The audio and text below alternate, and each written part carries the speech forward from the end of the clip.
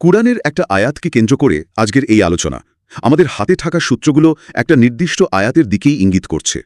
সূরা আল বাকারার ৮৮ নং আয়াত। আমাদের আজকের মিশন হল এই একটা আয়াতের গভীরে প্রবেশ করা আর বোঝার চেষ্টা করা কেন এটা এত এত আলোচনার জন্ম দিয়েছে। ঠিক তাই, মানে আপাতদৃষ্টিতে দেখলে মনে হবে এটা একটা নির্দিষ্ট সময়ের একটা নির্দিষ্ট গোষ্ঠীর কথা বলছে, কিন্তু এর ভেতরে মানুষের মনস্তত্ত্ব, অহংকার, বিশ্বাসের প্রকৃতি এই সব নিয়ে এমন কিছু চিরন্তন সত্য লুকিয়ে আছে যা যে কোনো সময়ের জন্যই প্রাসঙ্গিক। আমরা সেই স্তরগুলোই খোলার চেষ্টা করব। চমৎকার। তাহলে চলুন শুরুতেই আয়াতটি শুনে নেওয়া যাক, এর আরবি উচ্চারণ আর একটা সরল অনুবাদ। কয়েক সেকেন্ডের জন্য সূরা আল বাকারার ৮৮ নং আয়াতের শান্ত ও স্পষ্ট তেলাওয়াত। ওয়াকালু কুলুবুনা গলফুন বাল্লা আলাহুমুল্লাহু বিকুফরিহিম ফাকালিলাম মা ইউমিনুন। এর সরল অনুবাদে বলা হচ্ছে, আর তারা বলে আমাদের হৃদয়গুলো আচ্ছাদিত, বরং তাদের কুফরির কারণে আল্লাহ তাদের উপর অভিশাপ করেছেন, সুতরাং তারা খুব সামান্যই বিশ্বাস করে। তো আয়াতের প্রথম অংশেই একটা অদ্ভুত দাবি, আমাদের হৃদয়গুলো আচ্ছাদিত। এই আচ্ছাদিত হৃদয় বা র্যাপড হার্টের ধারণাটাই তো একটু অদ্ভুত শোনায়। এর মানে কি হতে পারে? হ্যাঁ, এই কলুবুনা গোলফন বাক্যটি কিন্তু পুরো আলোচনার কেন্দ্র। আরবিতে গুলফ শব্দটা এসেছে গিলাফ থেকে, যার মানে হল আবরণ বা আচ্ছাদন। এখন প্রশ্ন হল তারা এই কথাটা দিয়ে ঠিক কী বোঝাতে চেয়েছিল। তাফসির কারকরা মূলত দুটো প্রধান ব্যাখ্যার দিকে ইঙ্গিত করেছেন, আর দুটোই তাদের মানসিকতার গভীরে উঁকি দেয়। আচ্ছা, প্রথম ব্যাখ্যাটা কি? অহংকার।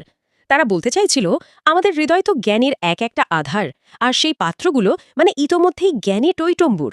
সেখানে নতুন কোনো কথা বা জ্ঞানের জন্য আর জায়গাই নেই, অনেকটা ভর্তি কাপের মতো, যেখানে আর এক ফোঁটা জলও ঢালা সম্ভব না। তার মানে এটা এক ধরনের আত্মতৃপ্তি, আমরা যা জানি তাই যথেষ্ট, আপনার নতুন কিছু বলার দরকার নেই, এইরকম একটা মনোভাব। আজকের যুগেও তো এমন মানুষ দেখা যায় যারা হয়তো কোনো বিষয়ে একটা বই পড়েই মনে করে যে তারা সেই বিষয়ে সব জেনে ফেলেছে। একদম ঠিক ধরেছেন, এটাকেই বলা যায় ফুল কাপ সিন্ড্রোম।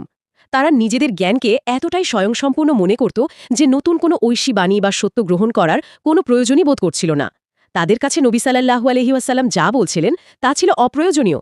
এটা হলো একটা বদ্ধ মানসিকতার চূড়ান্ত রূপ। এটা তো গেল অহংকারের দিকটা, কিন্তু তারা কি শুধু অহংকার থেকেই একথা বলেছিল, নাকি এর পেছনে আরও সরাসরি কোনো প্রত্যাখ্যানের উদ্দেশ্য ছিল? মানে এটা কি আরও বেশি আক্রমণাত্মক হতে পারে? অবশ্যই। আর সেটাই হলো দ্বিতীয় ব্যাখ্যা, যেটা আরও বেশি বিদ্রুপাত্মক। এই ব্যাখ্যা অনুযায়ী তারা আসলে ব্যঙ্গ করে বলছিল, আমাদের হৃদয় এমনভাবে আবৃত বা সিল করা যে আপনার কথা সেখানে পৌঁছানোর কোনো সম্ভাবনাই নেই। আপনি যতই চেষ্টা করুন, আপনার কথা আমাদের হৃদয়ে ঢুকবেই না। ও আচ্ছা, তার মানে তারা একরকম অজুহাত দিচ্ছিল। এটাকে কি এক ধরনের মানসিক প্রতিরক্ষা কৌশল বা ডিফেন্স মেকানিজম বলা যায়? সত্যকে মোকাবেলা করার বদলে তারা নিজেদেরকে সেই সত্য গ্রহণের অক্ষম হিসেবে দেখাচ্ছিল। হ্যাঁ, ঠিক তাই বলা যায়। আমি আপনার কথা শুনতে চাই না, এই সত্যটা সরাসরি বলার বদলে তারা বলছিল আমি আপনার কথা শুনতেই পারছি না। এটা ছিল সত্যকে প্রত্যাখ্যান করার একটা সোফিস্টিকেটেড উপায়। তারা বোঝাতে চাইছিল তাদের বিশ্বাস এতটাই মজবুত আর অভেদ্য যে বাইরের কোনো সত্যের আলো সেখানে প্রবেশ করতে পারবে না।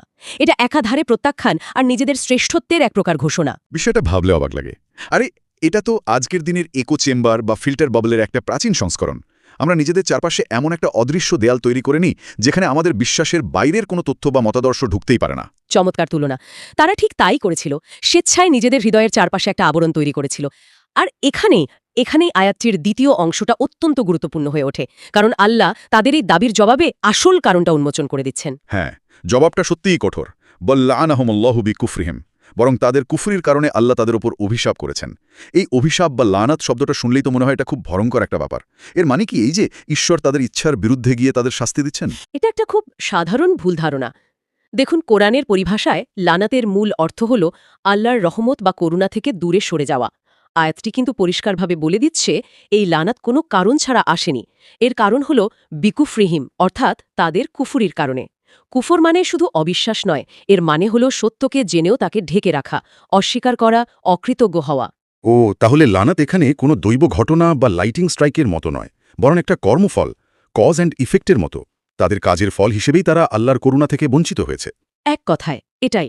ব্যাপারটা এমন নয় যে আল্লাহ আগে থেকেই তাদের হৃদয়কে সিলমোহর করে দিয়েছেন, বরং যখন কোনো ব্যক্তি বা গোষ্ঠী ক্রমাগতভাবে সত্যকে প্রত্যাখ্যান করে, অহংকার করে, সত্যের বার্তাবাহকদের নিয়ে ঠাট্টা করে, তখন তারা নিজেরাই নিজেদেরকে আল্লাহর করুণা পাওয়ার অযোগ্য করে তোলে। এটা একটা ঐশিক নিয়ম বা প্রাকৃতিক আইনের মতো। এটাকে কি আধ্যাত্মিক অ্যাট্রফি বা স্পিরিচুয়াল অ্যাট্রফির সাথে তুলনা করা যায়? যেমন আমরা যদি কোনো মাংসপেশি ব্যবহার করা বন্ধ করে দিই, তবে সেটা ধীরে ধীরে দুর্বল আর অকেজো হয়ে পড়ে। তেমনিভাবে সত্যকে গ্রহণ করার মানসিক ক্ষমতা যদি আমরা ব্যবহার না করি, তাহলে কি সেই ক্ষমতাটাই একসময় হারিয়ে যায়? এটা একটা নিখুঁত উপমা। ঠিক তাই কোরআনের অন্যান্য আয়াতেও এই ধারণার সমর্থন মেলে। যেমন বলা হয়েছে, তাদের হৃদয়ে মরিচা ধরে গেছে তাদেরই কৃতকর্মের ফলে। সুতরাং আল্লাহ তাদের সত্য গ্রহণের দরজা বন্ধ করে দেননি, যতক্ষণ না তারা নিজেরাই সেই দরজায় তালা ঝুলিয়েছে। আল্লাহর পক্ষ থেকে করুণা ও হেদায়েতের দরজা সবসময় খোলা থাকে, কিন্তু সেই দরজায় প্রবেশ করার জন্য যে বিনয় এবং ইচ্ছা দরকার, সেটা যখন অহংকারের কারণে নষ্ট হয়ে যায়, সেটাই আল্লাহর লানাত বা করুণা থেকে চূড়ান্ত দূরত্ব তৈরি করে। কি শক্তিশালী এক ধারণা! তাদের দাবি ছিল আমাদের হৃদয় আচ্ছাদিত, আর আল্লাহর জবাব হলো, না, তোমাদের হৃদয় আচ্ছাদিত ছিল না, বরং তোমরা নিজেদের কর্মের দ্বারা আমার করুণা থেকে দূরে সরে গেছ। এই কথোপকথনের পর আয়াতের শেষাংশে এর চূড়ান্ত পরিণতি ঘোষণা করা হচ্ছে। হ্যাঁ, এরপরই বলা হচ্ছে ফাকালিলাম্মা ইউমিনুন। সুতরাং তারা খুব সামান্যই বিশ্বাস করে। এই সামান্য বিশ্বাস বা লিটল ফেইথ কথাটারও তো একাধিক অর্থ থাকতে পারে। প্রথমত, এটা কি সংখ্যা বোঝাতে পারে? মানে তাদের মধ্যে খুব কম সংখ্যক মানুষই ঈমান এনেছিল? হ্যাঁ, এটা একটা ব্যাখ্যা, এবং ঐতিহাসিক প্রেক্ষাপটে এটা সত্যও বটে। তাদের সম্প্রদায়ের মধ্যে খুব অল্প কিছু মানুষই নবী সাল্লাল্লাহু আলাইহি ওয়াসাল্লাম এবং কোরআনের ওপর পরিপূর্ণভাবে বিশ্বাস স্থাপন করেছিলেন। সংখ্যায় তারা ছিল নগণ্য, কিন্তু এর চেয়েও একটি গভীর গুণগত ব্যাখ্যা রয়েছে। গুণগত ব্যাখ্যা? সেটা কীরকম? গুণগত ব্যাখ্যাটি হল তাদের বিশ্বাসের মধ্যেই ঘাটতি ছিল। মানে তারা যেটুকু বিশ্বাস করত তা ছিল অসম্পূর্ণ এবং খণ্ডিত। যেমন তারা হয়তো আল্লাহকে বিশ্বাস করত, পূর্ববর্তী নবীদের যেমন মুসাকে বিশ্বাস করত, এমনকি শেষ নবীর আগমনের ব্যাপারেও তাদের ধর্মগ্রন্থে ভবিষ্যৎবাণী ছিল। কিন্তু যখন সেই নবী তাদের নিজেদের গোত্রের বাইরে থেকে এলেন, তখন তাদের অহংকার, গোত্রীয় শ্রেষ্ঠত্ববোধ আর ব্যক্তিগত স্বার্থ এগুলো বাধা দিল। ঠিক তাই। তার মানে এটা এক ধরনের আধ্যাত্মিক বুফের মতো, যেখানে তারা নিজেদের পছন্দমতো বিশ্বাসের আইটেমগুলো তুলে নিচ্ছে, আর যেগুলো তাদের অহংকারে আঘাত করে বা তাদের প্রচলিত ধারণার সঙ্গে মেলে না, সেগুলো প্লেট থেকে বাদ দিয়ে দিচ্ছে। খণ্ড ও সামগ্রিক ধারণা। এখানে নিজের পছন্দমতো অংশ বেছে নেওয়ার সুযোগ নেই। আল্লাহর মানদণ্ডে নবীদের মধ্যে পার্থক্য করা এবং অহংকারের বশবর্তী হয়ে শেষ নবীকে প্রত্যাখ্যান করা তাদের পূর্ববর্তী সমস্ত বিশ্বাসকেই নগণ্য বা সামান্য কলিলান করে দিয়েছিল। তারা হয়তো নিজেদেরকে বড় বিশ্বাসী ভাবত, কিন্তু আল্লাহর কাছে তাদের সেই খণ্ডিত বিশ্বাস প্রায় না থাকারই শামিল ছিল। বাহ!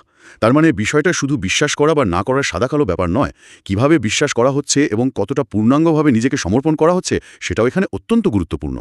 এই আয়াতটি আসলে বিশ্বাসের গুণগত মানের উপর জোর দিচ্ছে, শুধু তার পরিমাণগত দিকের উপর নয়। ঈমানের পূর্ণাঙ্গতাই এখানে মূল বিষয়। খণ্ডিত ঈমান আর কুফরের মধ্যে দূরত্ব খুব বেশি নয়। এই গভীর বিশ্লেষণ থেকে আমরা যদি আজকের দিনের জন্য কিছু মূল শিক্ষা বা টেক ওয়ে বের করতে চাই, তাহলে সেগুলো কি হবে? কিভাবে এই 1400 বছরের পুরনো আয়াত আমাদের আজকের জীবনে প্রাসঙ্গিক হতে পারে? এখান থেকে বেশ কয়েকটি চিরন্তন শিক্ষা পাওয়া যায়। প্রথম এবং সবচেয়ে গুরুত্বপূর্ণ শিক্ষাটি হল, যা আমরা আগেই আলোচনা করছিলাম, সেই ভর্তি কাপ সিনড্রোম, অর্থাৎ জ্ঞানীয় অহংকারের বিপদ। নিজের জ্ঞান, নিজের মতাদর্শ বা নিজের বিশ্বাসকে চূড়ান্ত আর প্রশ্নাতীত মনে করে নতুন সত্যের জন্য হৃদয়ের দরজা বন্ধ করে দেওয়া। এটা আধ্যাত্মিক এবং বুদ্ধিবৃত্তিক মৃত্যুর শামিল। হৃদয়কে সবসময় একটা খোলা পাত্রের মতো রাখতে হবে, যা নতুন জ্ঞান ও সত্যকে গ্রহণ করতে প্রস্তুত। আমি সব জানি, এই মনোভাবই তাহলে পতনের মূল কারণ। আর দ্বিতীয় শিক্ষাটা কি? আমাদের সেই আধ্যাত্মিক অ্যাট্রফির ধারণা। হ্যাঁ, দ্বিতীয় শিক্ষাটি হল কর্ম ও পরিণতির অটুট সম্পর্ক।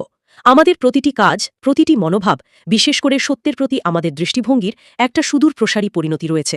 সত্যকে ক্রমাগত উপেক্ষা করলে বা তা নিয়ে বিদ্রূপ করলে একসময় সত্যকে চেনার ও গ্রহণ করার যে সূক্ষ্ম অনুভূতি, সেটাই ভোতা হয়ে যায়। এটাই সেই লানত বা করুণা থেকে দূরত্ব, যা আমরা নিজেরাই অর্জন করি। এটা আমাদের মনে করিয়ে দেয় যে আধ্যাত্মিক স্বাস্থ্য আমাদের নিজেদের আচরণের ওপরই নির্ভরশীল। এটা একটা বড় দায়িত্বের কথা মনে করিয়ে দেয়। এরপর আর কি শিক্ষা রয়েছে? তৃতীয় শিক্ষাটি হল বিনয়ের গুরুত্ব। সত্য অনুসন্ধানের পথে সবচেয়ে বড় পাথেয় হল বিনয়। আমি হয়তো ভুল হতে পারি, আমাকে আরও জানতে হবে। এই বিনয়ী মনোভাবই সত্যের দরজা খুলে দেয়। জ্ঞানার্জনের প্রথম শর্তই হল এটা স্বীকার করা যে আমি এখনও সবকিছু জানি না। যে মুহূর্তে কেউ ভাবে সে সব জানতা, সেই মুহূর্তেই তার শেখার পথ বন্ধ হয়ে যায়। এবং চতুর্থ শিক্ষাটি নিশ্চয়ই আমাদের সেই আধ্যাত্মিক বুফের বিপদ নিয়ে। ঠিক তাই। চতুর্থ শিক্ষা হল ঈমানের পূর্ণাঙ্গতা। বিশ্বাস কোনো খণ্ডিত বিষয় নয়। ঐশিক নির্দেশনার সবকিছুকে দ্বিধাহীন চিত্তে এবং খোলা হৃদয়ে গ্রহণ করার মধ্যেই পূর্ণাঙ্গ ঈমান নিহিত। নিজের সুবিধা অনুযায়ী বেছে বেছে বিশ্বাস করা আর অবিশ্বাস করার মধ্যে আল্লাহর কাছে খুব বেশি পার্থক্য নেই। অসাধারণ! আজকের আলোচনা থেকে এটা একদম স্পষ্ট যে সূরা বাকারার এই একটি আয়াত মানুষের মনস্তত্ত্ব, অহংকার, কর্মফল এবং বিশ্বাসের প্রকৃতি সম্পর্কে কি গভীর অন্তর্দৃষ্টি প্রদান করে। একটা ঐতিহাসিক ঘটনাকে কেন্দ্র করে এটা আসলে মানব প্রকৃতির একটা চিরন্তন দুর্বলতার দিকেই আঙুল তুলছে। একদম। এটি আমাদের মনে করিয়ে দেয় যে হৃদয় কোনো জড়বস্তু নয়। এটি আমাদের কর্ম, আমাদের চিন্তা এবং আমাদের মনোভাবের মাধ্যমে প্রতিনিয়ত আকার বদলায়। আমরা চাইলে একে জ্ঞানের জন্য, সত্যের জন্য খোলা রাখতে পারি, আবার চাইলে অহংকারের দেয়ালে একে আবৃতও করে ফেলতে পারি। সিদ্ধান্তটা সম্পূর্ণ আমাদের। এই আলোচনার শেষে একটি প্রশ্ন মাথায় আসছে, যা হয়তো আমাদের শ্রোতাদেরও ভাবাবে। আয়াতটি একটি বাহ্যিক মানসিক আবরণের কথা বলে যা সত্যকে প্রবেশ করতে বাধা দিচ্ছিল। আজকের এই চরম তথ্য প্রবাহের যুগে আমাদের আবরণগুলো হয়তো আর ততটা স্পষ্ট নয়, বরং অনেক বেশি সূক্ষ্ম। খুব গুরুত্বপূর্ণ একটি পর্যবেক্ষণ। আমার প্রশ্নটা হলো, আমরা নিজের অজান্তেই কি আমাদের হৃদয়ের চারপাশে নতুন ধরনের অদৃশ্য আবরণ তৈরি করে ফেলছি? আমাদের রাজনৈতিক মতাদর্শ, আমাদের সামাজিক যোগাযোগ মাধ্যমের অ্যালগোরিদম দিয়ে তৈরি করা ফিড, আমাদের পছন্দের খবরের উৎস, এগুলো মিলে যে একটা আরামদায়ক বলয় বা ইকো চেম্বার তৈরি হয়, সেটাই কি আজকের যুগের গুলফুন বা আচ্ছাদন? এই অদৃশ্য দেয়ালগুলো কি আমাদের নতুন কোনো সত্য বা ভিন্ন দৃষ্টিভঙ্গি গ্রহণ করতে ঠিক একইভাবে বাধা দিচ্ছে? এই প্রশ্নটা আজকের আলোচনার শেষে ভাবনার জন্য রইল।